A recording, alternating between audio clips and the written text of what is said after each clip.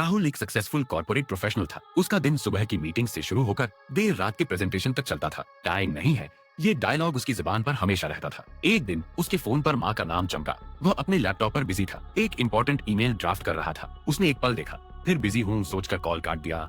उधर माँ अपने छोटे से घर में बैठी थी, हाथ में फोन। उनकी चाय ठंडी हो चुकी थी, आंखों में हल्की उदासी थी। अगले दिन फिर माँ का कॉल आया, बेटा कब आएगा घर, आज खाने पर आना। राहुल ने तुरंत जवाब दिया, माँ आज एक क्लाइंट मीटिंग है, बहुत जरूरी है, कल पक्का आऊंगा। उसने सोचा कल एक महंगा गिफ्ट ले जाऊंगा, माँ खुश हो जाएंगी। राहुल रात को थका हारा घर आता। मेज पर माँ के हाथ का खाना ढका रखा था। वह देखता कि माँ सो चुकी है। उसने चुपचाप खाना खाया।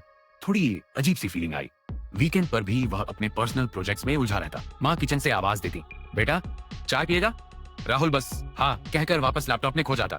एक रात माँ को थोड़ी तबीयत ठीक नहीं लगी। उन्होंने राहुल को आवाज देने की कोशिश की, पर वो गहरी नींद में था। माँ ने हिम्मत करके खुद पानी पिया। सुबह राहुल ने देखा माँ थोड़ी परेशान लग रही थी, पर कुछ बोली नहीं। उस दिन ऑफिस में राहुल अपने एक पुराने दोस्त से मिला। वो बहुत दुखी था क्योंकि उसने हाल ही में अपनी माँ को खोया था। दोस्त ने भारी मन से कहा, यार काश मैंने उनके साथ थोड़ा और टाइम बिताया होता।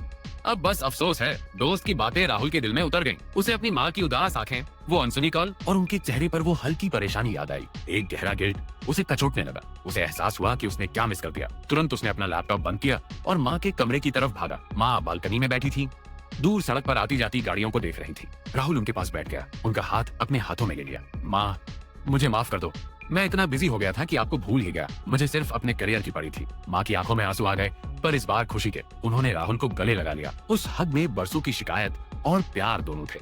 उस दिन राहुल ने खुद चाय बनाई, माँ के साथ बैठकर घंटों बातें की। माँ ने उसे बचपन की कहानियां सुनाई।